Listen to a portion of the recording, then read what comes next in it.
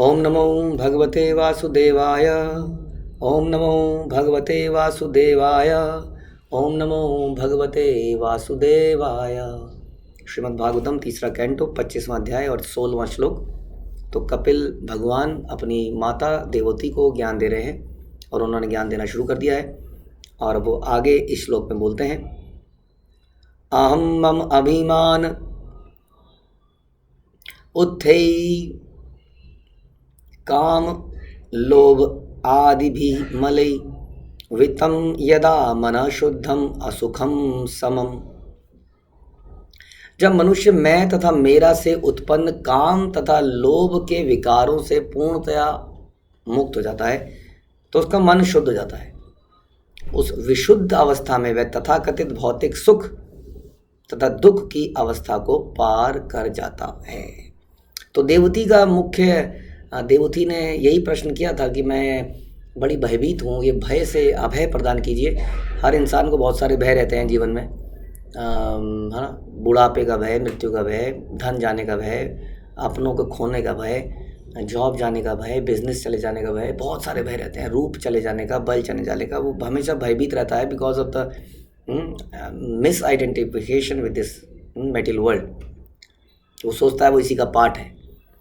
तो यहाँ पर भगवान कपिल बताना चाह रहे हैं कि बद्ध जीवन किसको कहते हैं। तो हमने सुना पिछले अध्याय में, पिछले श्लोक में, कि प्रकृति के 3 गुणों के कारण जीवात्मा बद्ध जीवन को प्राप्त करता है और इस संसार से अटैचमेंट लगा लेता है। तो इसका क्या और क्या बता रहे हैं कि जब मनुष्य मैं और मेरा से उत्पन्न काम और लोभ के विकारों से मुक्त होता है। तो काम और लोभ, ये काम, क्रोध और लोभ 3 रास्ते हैं कहाँ जाने के।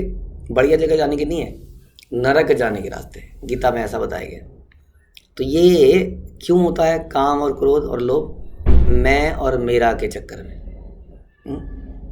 जब हम अपने बारे में सोचते हैं, मुझे आई एम द एंजॉयर। मैं सोच रहा था कि इस संसार में आई बहुत इंपॉर्टेंट हो चुका है, इसलिए आईफोन बहुत इंपॉर्टेंट हो चुका है ना। तो आई इज़ वेरी इंपॉर्टेंट ना इन आजकल के संसार में। व्यक्ति हमेशा अपने बारे में सोचता है, अपना भला करना चाहता है, और अपने का मतलब मैं और मेरा होता है। यानी कि मैं मेरे से रिलेटेड सारे लोग भी मैं ही हैं। जैसे आप देखेंगे कि किसी बच्चे को यदि कोई टीचर कभी कुछ डांट देता है तो बड़ा हृदय में दर्द होता है पेरेंट्स के, और अक्सर उसकी कंप्लेन करने पहुंच जाते हैं। आजकल तो तुरंत कंप्लेन, क्यों डांटा गया इसको। इसके साथ ऐसा नहीं है कि उनको बच्चे की बहुत चिंता है। ये बड़ी सूक्ष्म बात है, सटल मैटर है। इसको समझने का प्रयास कीजिए। समझ में नहीं आता, लोगों को लगता है हम बच्चे की भलाई कर रहे हैं। ओनली प्रॉब्लम इज़ क्योंकि वो आपका बच्चा है। अगर दूसरे के बच्चे को ऐसा बोला जाएगा then you are not bothered, क्योंकि हमें लगता है ये मेरे प्रति आघात किया गया है, ये उसको नहीं बोला गया है, ये मुझे बोला गया है। इसकी अक्सर हमें इसकी पहचान नहीं रहती, क्योंकि बच्चा अगर अच्छा भी बच्चे के लिए माना वो अच्छा है, और बच्चा बुरा नहीं मान रहा है। Child is okay. हाँ, टीचर ने बोला एंड चाइल्ड थोड़ी देर में बातचीत हो गई, इसको समझ में आ गया, लेकिन उनको कैसे बोल दिया। या दूसरा एग्जांपल लीजिए, आपके बच्चे के बेस्ट नंबर नहीं आए, दूसरे के आ गए, और फिर अगली बार भी दूसरे के आ गए, तो कहीं ना कहीं एक खिंचाव सा रहता है। जो कि आजकल इतने सारे डिप्रेशन और लोग आत्महत्या कर रहे हैं इस चक्कर में। इतने सारे मतलब IIT एंड पता नहीं कहाँ लोग आत्महत्या कर रहे हैं बिकॉज ऑफ दिस प्रेशर जो सोसाइटी और घर वाले क्रिएट करते हैं। And what is all pressure is all about? Pressure is only this कि मेरे बच्चा विदेश में गया, मेरा बच्चा पढ़ गया, मेरा बच्चा ये हो गया। तो ये बच्चे की इतनी कंसर्न नहीं है इसमें, क्योंकि बच्चा तो शायद कुछ और भी कर लेता जिसमें शायद वो खुश रहता, लेकिन क्योंकि वो मेरी पहचान और मेरी आइडेंटिटी और मेरे रुतबे का सवाल था तो हमने उस पर प्रेशर दिया।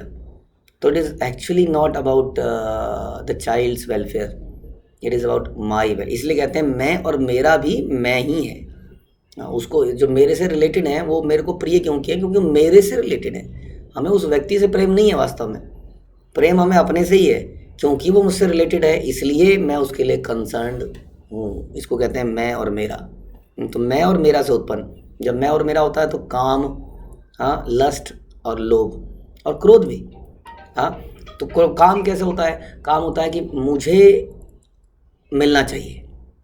हाँ, मुझे मिलना चाहिए। कितना मिलना चाहिए?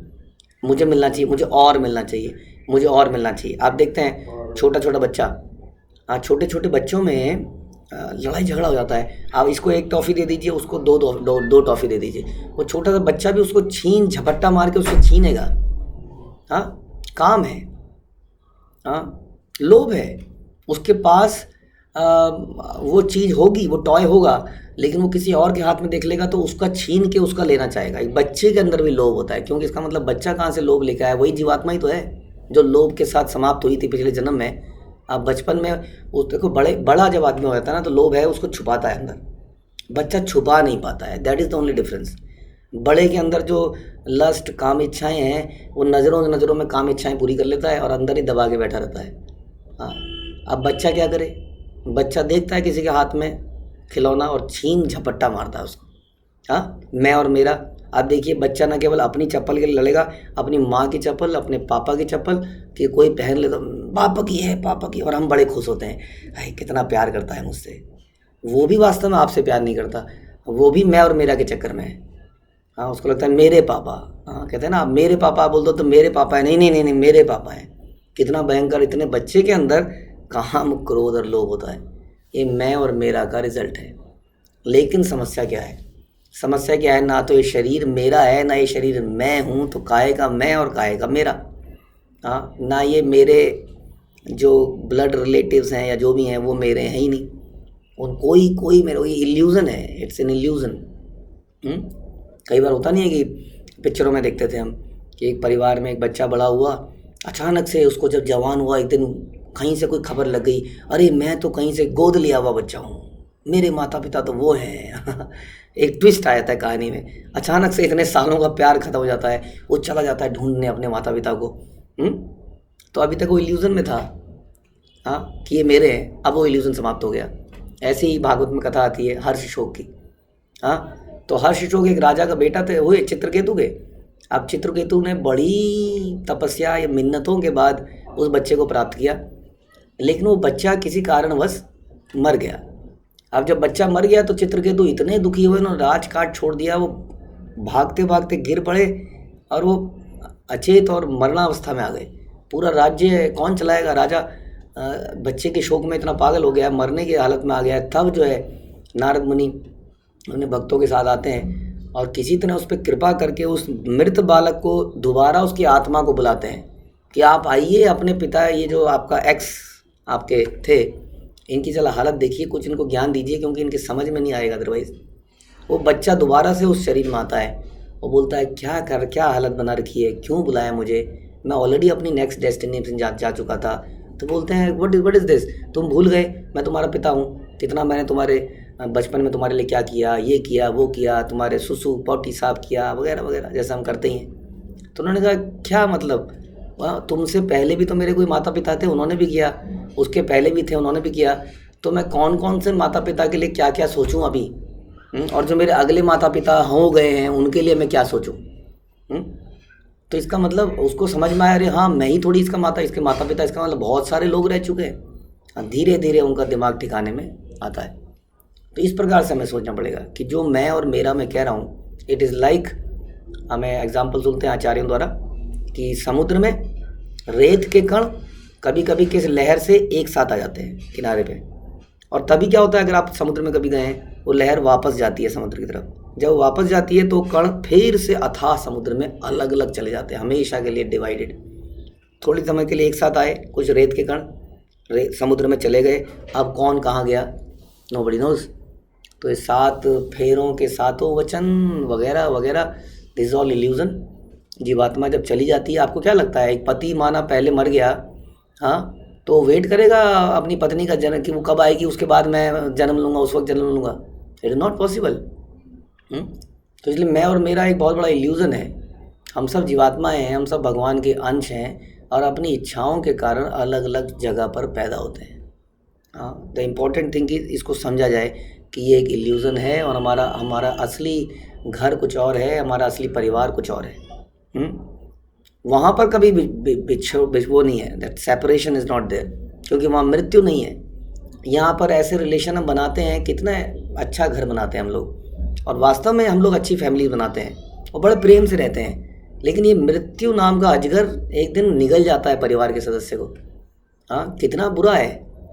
हाँ, तो क्यों ना ऐसा परिवार बनाया जाए ऐसी जगह में, हाँ, जहाँ पर मृत्यु ना हो। But that is not possible here, ये हमें समझना पड़ेगा। तो ये जो जीवन है ये उस जगह में इटर्नल लाइफ के वापस जाने के लिए है जहाँ पर हमारा इटर्नल फैमिली है। इटर्नल फैमिली में क्या आनंद है, कोई नहीं मरेगा कभी भी। और हर कोई भगवान की नित्य लीलाओं में प्रविष्ट करेंगे। तो इसलिए कह रहे हैं कि जब व्यक्ति मैं और मेरा से उत्पन्न काम और लोभ के विकारों से पूर्णतः मुक्त होता है तो उसका मन शुद्ध होता है। अभी इसका तरीका नहीं बताया है, अभी फाइनल रिजल्ट बता रहे हैं। अभी ये पूरा अध्याय डिवोशनल एक्टिविटीज़ के ऊपर है। ये अचीव करना ही तो सबसे बड़ी बात है। यहाँ बता रहे हैं जब हम इसको अचीव कर लेंगे, यानी कि हमारा लास्ट गंतव्य ये होना चाहिए कि I am not this body से रिलेटेड चीज़ें मेरी नहीं है, मैं केवल भगवान का हूँ, उनका अंश हूँ। तो क्या होगा, तो उसका मन शुद्ध हो जाता है। उस विशुद्ध अवस्था में वह तथाकथित सो कॉल्ड भौतिक सुख दुख की अवस्था को पार कर जाता है। फिर उसको ये मटेरियल पेन या प्लेजर विचलित नहीं करते। क्योंकि material pain and pleasure are like two sides of same coin, heads and tails. Head है ना, पीछे पीछे ही टेल है बिल्कुल। यानी कि यहाँ सुख है तो बस साथ में ही दुख भी है, बस it's a matter of time. अभी सुख चल रहा है, it's a matter of time कि कब दुख आएगा। तो वो समझ जाता है ये संसार इस तरह से बनाया गया है, बट मुझे क्या करना है, नन ऑफ माई बिजनेस। मैं यहाँ को बिलोंग ही नहीं करता। यहाँ पर सुधार कार्य अगर आपको करना है तो एक ही सुधार कार्य करिए, कैसे लोगों को ये याद दिलाया जाए कि आप इस जगह को बिलोंग ही नहीं करते हो। सबको ये बात याद दिलाई जाए, इसलिए सबको भगवान की चेतना याद दिलाई जाए, तो अपने आप इस जगह में सुधार भी हो जाएगा। क्योंकि प्रॉब्लम क्या है, मुझे लगता है कि मैं इस जगह को बिलोंग करता हूँ, ये मेरा है, तो मैं दूसरों से उसको लूटने का प्रयास करता हूँ।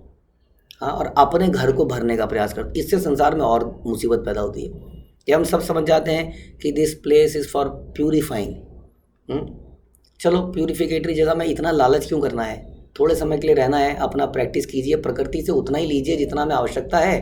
हाँ, क्यों अपनी एनर्जी को वेस्ट करना है, और सारी फोकस एनर्जी करी जाए कैसे उस फाइनल डेस्टिनेशन में हम जाएं जहाँ पर हमारा इटर्नल घर है, जहाँ से हमें कभी निकाला नहीं जाएगा, फेंका नहीं जाएगा, जहाँ पर मृत्यु नहीं है, जहाँ पर बीमारी नहीं है, जहाँ पर डिजीज़ नहीं है, जहाँ पर एक ऐसे गगन के तले जहाँ गम भी ना हो और आंसू भी ना हो, बस प्यार ही प्यार पले। तो दिस प्लेस इज़ वैकुंठा, भगवान का श्रीधाम, वहीं पर जाने के लिए हमारा सारा प्रयास रहना चाहिए। हरे कृष्णा। श्रील प्रभुपाद की जय। ग्रंथराज श्रीमद् भागवतम की जय।